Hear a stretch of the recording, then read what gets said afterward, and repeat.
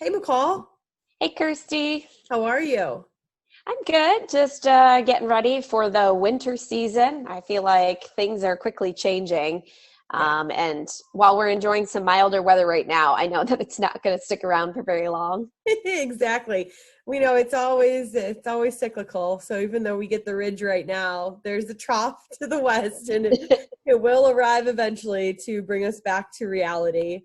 But it Mhm. has been kind of nice, obviously, this is probably in the Miami Valley and really the eastern United States right now, probably the nicest solid stretch of 7 days of just Mhm. sunshine, warmer weather, not too Yep. hot, just pleasant Yes. and dry and sunny. Just get out and enjoy it because that pendulum, as you mentioned, is going to swing back the other way, and we're going to be talking about cool weather Yep, very quickly in the future. exactly. So we do want to talk about cool weather this podcast, Mhm. but our guest, of course, we have had on many times at this point. So if you're seeing him already, this is Dr. Aaron Wilson. He has joined us many times talking about climatology, talking about agriculture.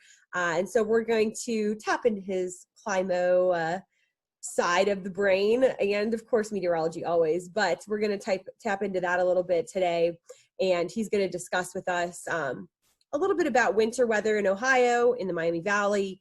We'll talk about things like La Nina and the Arctic Oscillation, and kind of get into a little bit of what our winter could have in store for us. So welcome back, Aaron. How are you? Hi, Kirstie. Hi, McCall. It's great. Yeah, I'm feeling pretty good. Like you said, nice warm weather out there. Turn those conditions compared to what we saw over the weekend. And yeah, let's talk about winter, my Right. favorite season.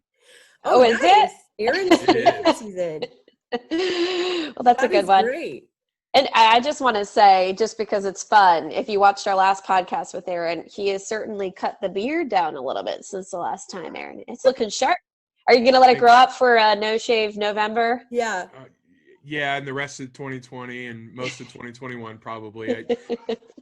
Usually I make it to about July, and then it just gets so hot that I have to make a change. So Understandable. Well, with the winter, it's good to get the big bushy beard. yeah, absolutely, Well, it's like a absolutely. scarf all the time. Yeah. So let's talk about the winter. I mean, it's on the way. It's coming real close. And there's been a lot of talk about La Nina and its Hmm. Mhm. impacts on winters. And I think that unlike El Nino, I think La Nina can bring lots of different variables to the forecast when you're talking about what will happen in the next 3 months. Yeah, I definitely agree with you. Some of our snowiest winters, some of those big snaps of cold have been when we've gone into the La Nina pattern. So maybe let's start off, Aaron, and let's do a little chat about what is La Nina. If people maybe Sure. are like, what are they talking about? Yeah. I'm sure Yeah, you've heard of El Nino, but maybe people aren't as familiar with what La Nina is. Hmm. yeah, absolutely. So that I think the kind of the misunderstanding sometimes is to think about El Nino or La Nina as a system, like we would a tropical system or something Right. like that. Obviously, that's not what we're talking about. We're essentially just describing what we call a coupled system between the atmosphere and the ocean, but we're looking at the ocean temperatures and specifically along the equator and the tropical Pacific Ocean um, between South America and Indonesia. Hmm. And when those temperatures are cooler than average, we call that a La Nina. Warmer than average is the opposite of that, which is an El Nino situation. But like I said, changes in the sea surface temperature then do have impacts in the weather patterns that we see. And in Hmm. North America, it has an impact across, for our jet streams, for instance, and how those typically set up during our winter season, December through about March. And Hmm. and so that's why we're talking about La Nina today and the impacts it could have on our weather this upcoming season. Yeah. And La Nina for us, I mean, and not just Ohio, but we'll Hmm. just kind of do the broad description. But for the most part, when we talk about La Nina, and we'll bring it in just to kind of Ohio, Miami Valley, it's typically more of a wetter pattern for us, Mhm. Hmm. slightly above average. But as McCall said, it can be a little more erratic. It's not just cut and dry like that. Like it's Right. just going to be warm and rainy this winter. because just like La Nina and El Nino are kind of those large teleconnections, or those large patterns that connect the ocean and the atmosphere, there are others. And a big one that McCall and I have talked about winter after winter is the Arctic Oscillation. In particular for Ohio and for the northeastern part of the United States. And that has to do with when we can see that dip in the jet, and where we see the typically strong winds that are over the Arctic that keep all the cold Arctic air up. If they weaken, then we could get those cold snaps. And when you partner that with a wetter than normal pattern that La Nina can bring, it could spell different things like maybe snow. Yeah, sounds like that's what you're hoping for. That's what I'm hoping for. At least, a good decent snowfall or two throughout the season. And, as you were talking about that, the one thing, it's interesting because if you'll notice what we're talking about, we're searching for clues that help us make a forecast for the upcoming season. But those clues, just like our models and everything else, they're imperfect, and sometimes they're highly variable.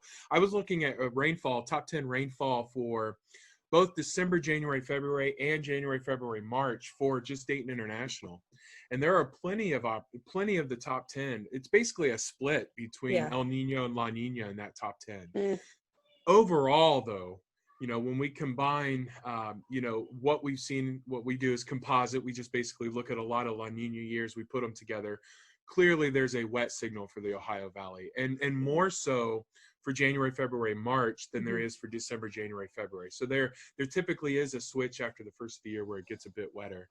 The other thing to consider is all of this is occurring, of course, on a changing background state where we're getting warmer. So if you combine what typical La Nina conditions bring us along with the trend, it's getting even wetter over time since 1950. So that's some things to keep in mind, certainly as we're heading into this season. So wet's a pretty good, I think we're banking on wet, right? That's what we think. Yeah, right. So. We have and I can't remember, we get the cold. Right, exactly. And I can't remember the last year that we were in a La Nina. It wasn't too long ago, but I know the local weather service said that it was a very wet year.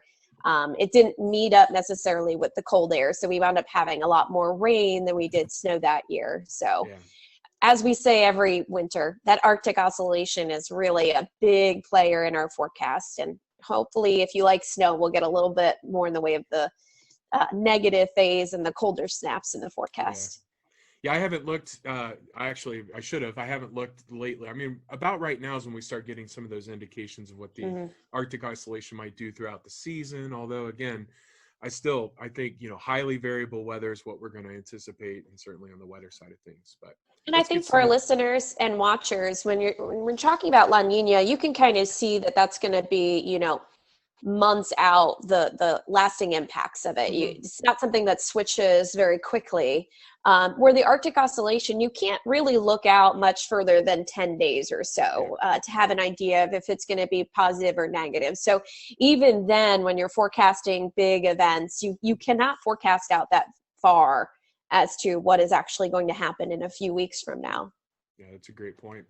That is true. It kind of has that whiplash effect, at least when we look at models that would help us to predict negative and positive phases of the Arctic Oscillation. They can shift back and forth a lot faster, but it does mean, being more confident, I guess, in talking about a wetter winter and not being as confident in saying a snowy winter. And that's really the reason why this far out, when we're talking about, November, talking about winter weather like that, when we get into the month and like you said, a couple weeks out, we can start to hone in on like, oh, here's a pretty good cold snap. Oh, look, the Arctic Oscillation is negative. If those pieces come together, this would be a winter where we could have those pieces come together and give us some of those nice big snows, which, like you said, Aaron, January, February, March are typically the kind of late season snows. I think once we transition into winter officially in December, everybody wants it to happen right away. And sometimes we have December. Well, I'm trying to think, McCall, and you might be able to remember. Aaron, you probably do as well. It was the winter solstice a couple of years ago. It was actually extremely warm, and then we end up having a massive amount of flooding.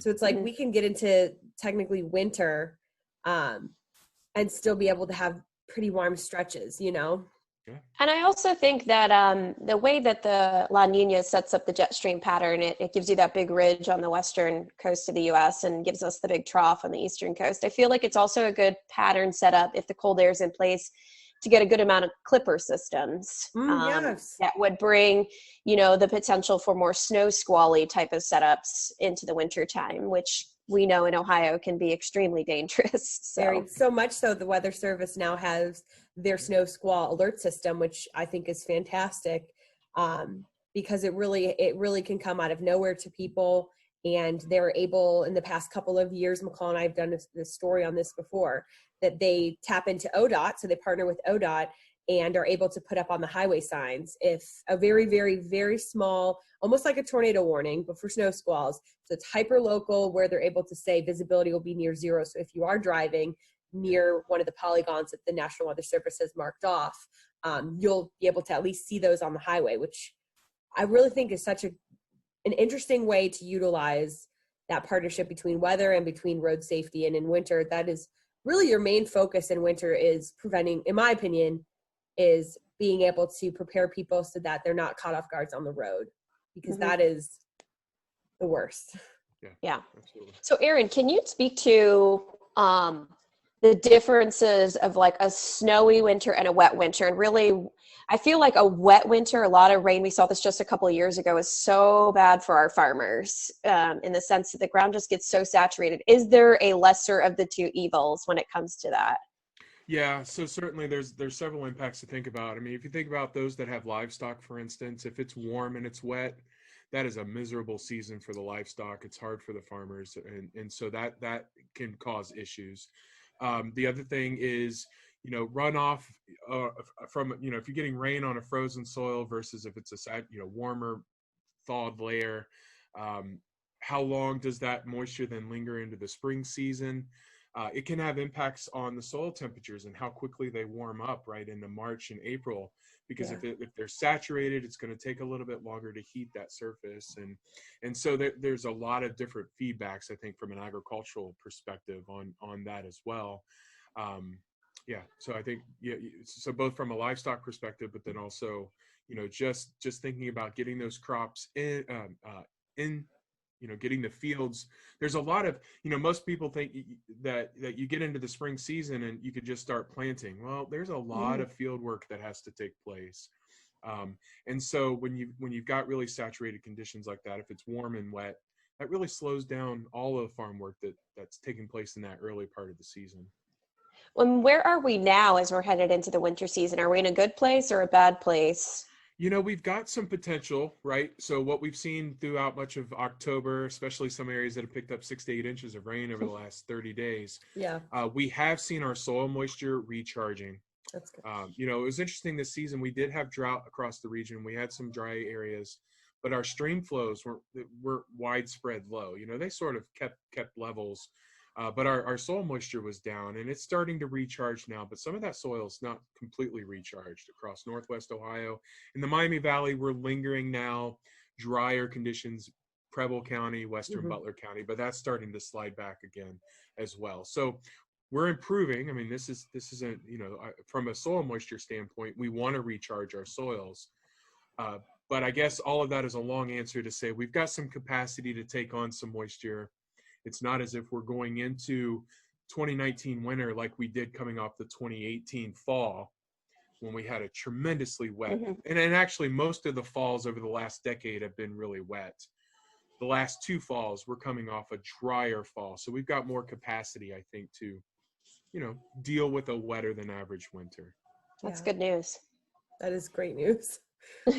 Now, there was a delay in harvesting because of the amount of rain that we had, right? Yeah, it's a combination. Yeah, it's a combination. It was a bit drier in September, which allowed a lot of folks to harvest soybeans, and so soybeans weren't running nearly as far behind. But there's been what we call dry down issues. The corn has to dry down to a certain percentage to make it really more economical to harvest and not have to spend a lot of extra money on drying equipment.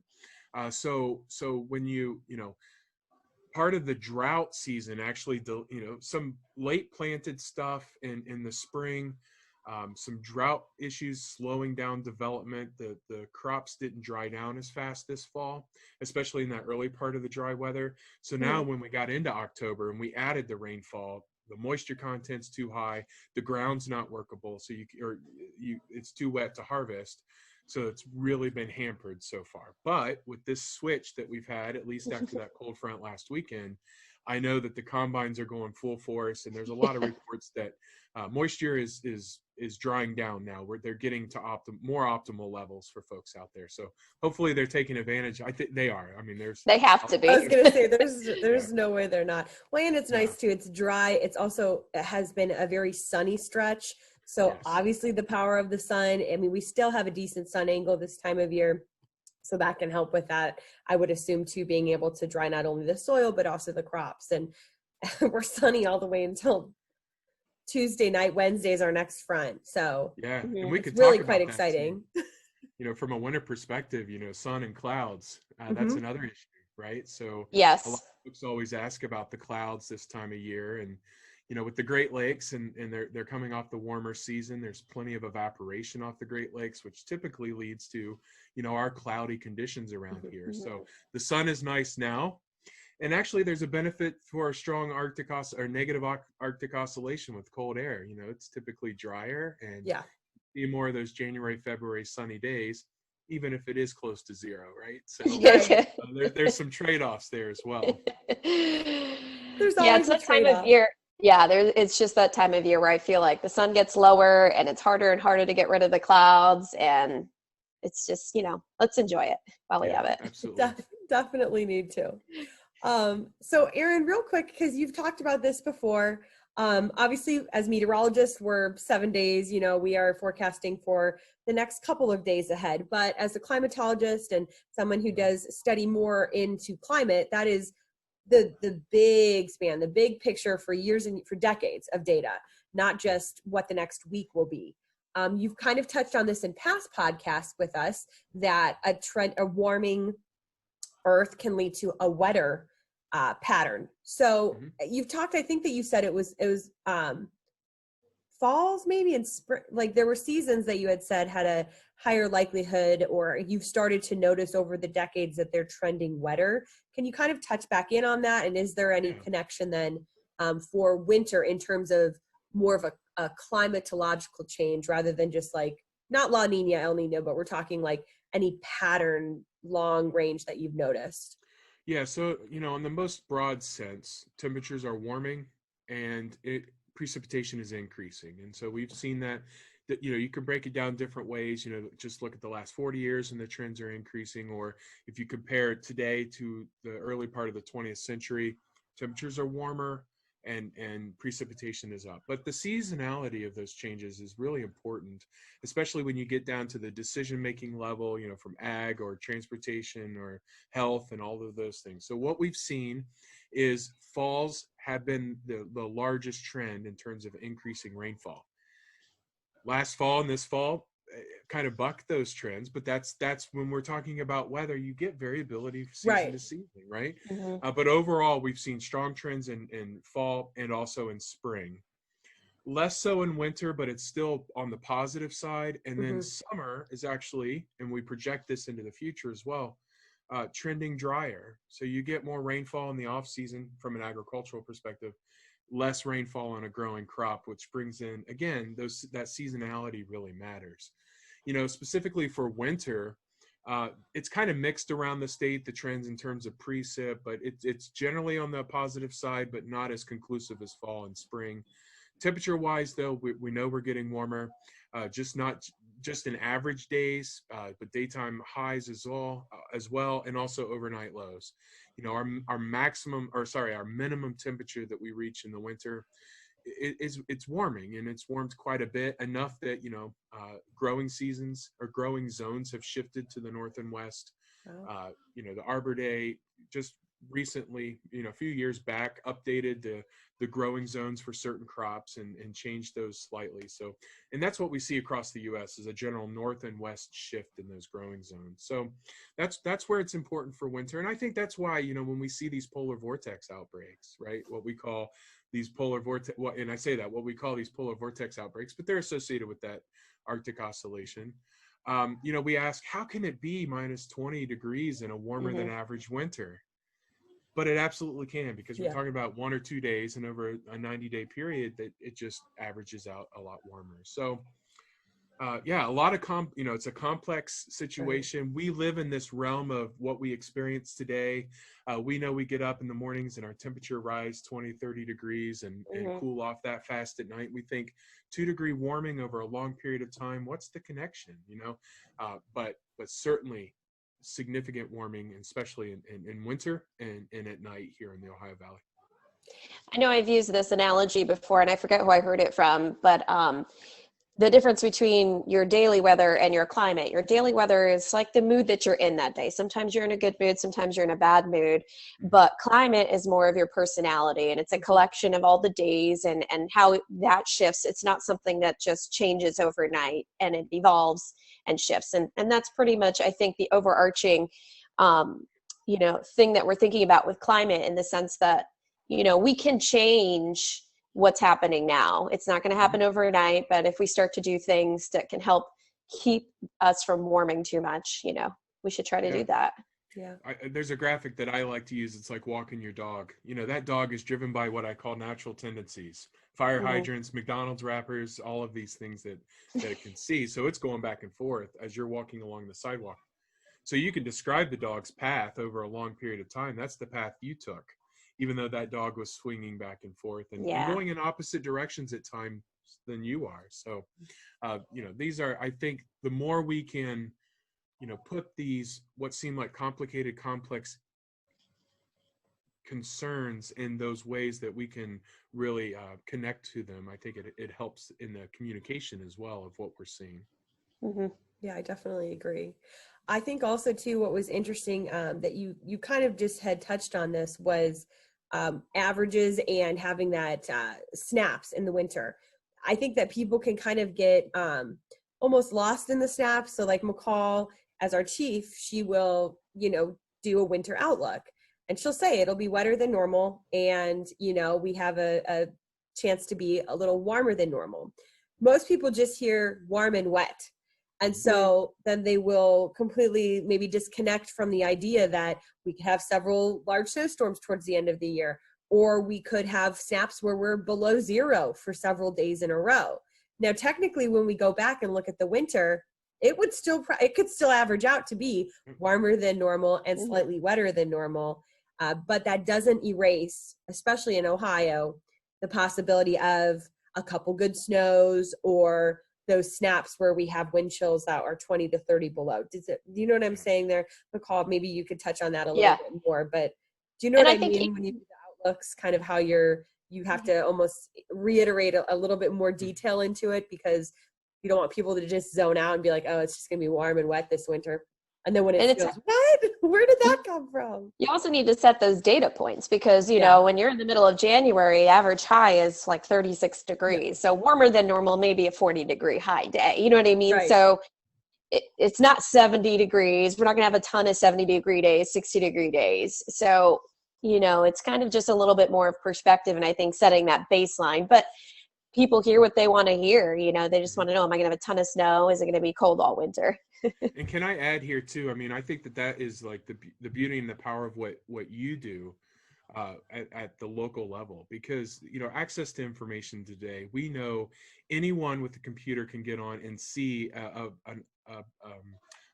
an outlook from the Climate Prediction Center. Anybody can access model data that shows 25 inches of snow at a 10-to-1 ratio in Dayton, Ohio. Right. How many times do we see 25 inches of snowfall, right? Right. So with the access to information, I think, your role there at the local, the local area becomes even more important to interpret that data. So that's just a way of saying, I appreciate what you do at the local level and translating this information into a way that's usable for folks across the Miami Valley.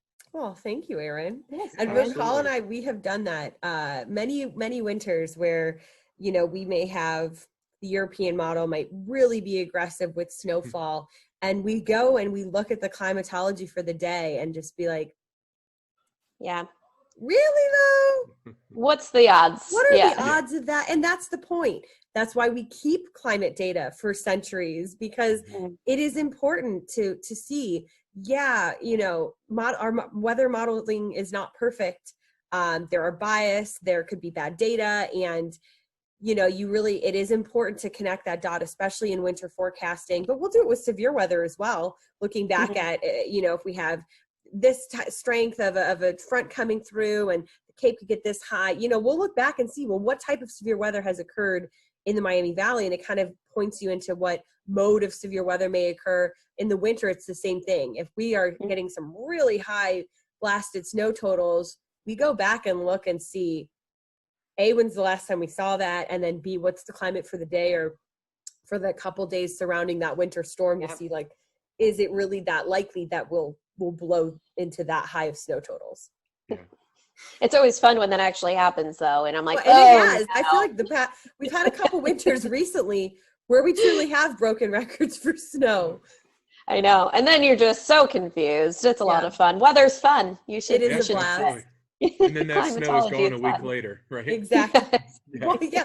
Well, when you think about it, we're warmer. We're carrying the ability to have more moisture. So the fact also that we could, and Aaron, weigh in on this, there could be more records of snow that break as we're dealing with a warmer and wetter, you know, large environment here, that if the cold matches up with it, you know. Yeah, absolutely. I think, you know, kind of a parallel to that is what we're seeing in our tropical systems. Yes. In terms of the amount of rainfall that's falling and, you know, being able to tap into that.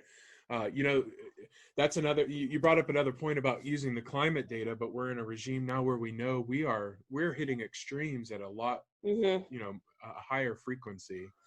And they provide those checks of what we're likely to experience, but we're starting to see some, you know, more often, really those more extreme effects. And we can see that in our billion-dollar weather disasters this year and over the last decade as well. There's just so many things that came to mind as you talked about that. So yeah, absolutely, more moisture, you know, the possibility is there where if you get the right phasing, it's always about the phasing between the cold air and the moisture, not this rain, cold air. That's what I hope doesn't happen this season, by the way. Yeah, but, I know. We'll see. Yeah, but, and I think yeah, absolutely. In you know, a basic meteorological, you know, way to say this is that we talk about time and time again the moisture within the air. So the warmer the air, the more moisture the air can hold. When you typically get into mid to late January, earlier February, you know, you have colder, drier air that doesn't necessarily hold more moisture. So you can still have snow, obviously you have the cold there. But sometimes it's right as you start to get into spring, when you start to warm back up, you get those blockbuster snowstorms at the end of the season.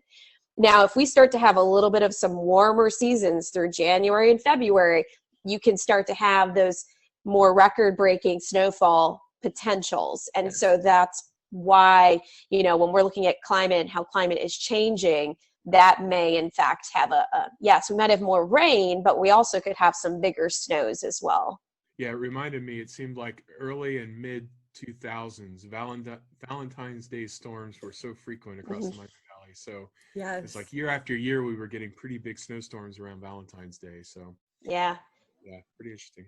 That's because we start to warm back up. Yeah, that's right. Well, and that's a good point, McCall, because when we look back at those polar vortex outbreaks, when we had the really below zero temperatures and the wind chills that were, you know, minus 30, minus 20 below, it wasn't partnered with snow. You know what I mean? Yeah. That wasn't when we were getting snow. So you can get the extremely cold outbreaks, but they're not phasing with big snows because there's that lack of the air being able to hold that moisture that would give us a blockbuster snow. So we're talking more like 32 to 36 degree days. That's when you can really tap into some of those good weather makers. McCall, I'm going to put you on the spot a little bit. If people are listening in the Miami Valley, you've kind of already done your winter outlook. You've talked about it a little bit. So if maybe somebody missed that on Channel 7, what kind of indicators kind of bring it back together? We started with La Nina, Arctic Oscillation, bring it back together for people locally. This is just going to be our Miami Valley outlook. And then of course, Aaron, I'll let you weigh in on this afterwards, but you know, what are you kind of thinking, just to bring it in summary, since we started talking about it? Let's bring it back and kind of wrap it up with that. Well, I think that we pretty much touched upon all the points throughout this conversation. You start out baseline with the fact that we're in a La Nina phase. So that's going to give us the ability to have a wetter than normal season ahead. We're going to have to watch week by week how the Arctic Oscillation plays out as to whether or not it's going to be snow or rain. It could even become more of an icing potential for the winter as well. So that's a little bit of a caveat. And unfortunately, that's the worst type of winter precipitation to have.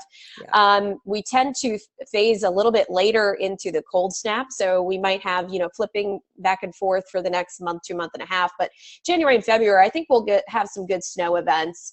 But again, we could have some rain as well. It really is one of those tricky forecasts where we're going to have to go week by week, I think, to say what type of precip is going to fall. But generally, wetter and warmer. I agree with the climate outlook as we look into December, January, and February. And then again, tapping onto the fact that jet stream could mean more clipper systems. May not be a blockbuster snow, but we might have more frequent Saskatchewan screamers and, those clipper systems that come from Alberta and things like that. Yeah. And Aaron, do you agree? Oh yes, I that's what I've been telling folks myself, and get ready. I just got off another podcast where they were asking about the winter season. It's like we're going to be wet, and from an agricultural standpoint, we have to watch and see as we head into the spring just how soggy we are. But expect a little bit of everything this winter. That's what I would think. Yeah, I mean, I feel like we've had plenty of winters like that, unfortunately. Yeah. It's Ohio. It's just interesting how month to month in Ohio, we really can see quite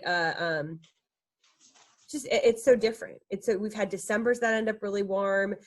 We've had, the big March snows. We've had Januaries and Februaries that can be bitter cold. And, we count winter for December, January, February. So, it's a couple months there that we just kind of have to see how it all averages out. But obviously we feel pressure in the winter. We don't want to mess up the snow forecast, I promise. Let's say one really great thing that's going to happen this winter, and we haven't said it yet on the podcast. Kirstie's going to have a baby. So you're going to be sitting at home while it's snowing and raining and enjoying your maternity leave. January, February, March. January, February, March, I'll have a newborn. So that will be a blast. That'll be a winter storm in and of itself. And a toddler running around. So if we could get some pretty snows and some temperatures that are not too cold so we can actually be outside this winter, that would be great. January baby here, so I approve. Yay! Very good. Well, Aaron, you are always phenomenal to chat with, and we only have a few more minutes left here. Great on Twitter. Aaron is a great follow. He's always putting climate stuff there. Aaron, let people know how they can follow you on Twitter, because I think that's where you're most active. Mm-hmm. Yeah, I think I'm maybe a little bit more on Facebook, Dr. Wilson's Weather, Aaron Wilson there on Facebook as well, but Dr. Wilson's Weather on Twitter. And so, we're, I try to provide some of the climate context, which is what I try to do there. So I appreciate the shout out, and always love talking to you both about weather. So it's always good. Thank you. Well, we've enjoyed it. As always, download, subscribe, listen to Cloudy with a Chance of Podcast on your Apple Podcast app, Google Play, Stitcher, WHIO.com as well. We have video versions, which is what we're recording now, vodcasts, and you can do that over on Apple TV, I believe, Amazon Fire, as well as on any Roku device that you have. Just search for WHIO, and you'll find our app there, download it, and you'll see our video version, as well as on WHIO.com. Anything else from you, Kirstie, before we get going? No, thanks for joining us. And always don't forget, you could write us a review. And if you have just an idea of a podcast or someone you'd want us to talk to that's in the weather or science world, feel free to email McCall or I. We are also both on Twitter as well as Facebook. We love doing these podcasts. And so we're always open to meeting new people and being able to talk to new guests in the science community. So let us know if you have a suggestion. Thanks for joining us. We'll see you next time.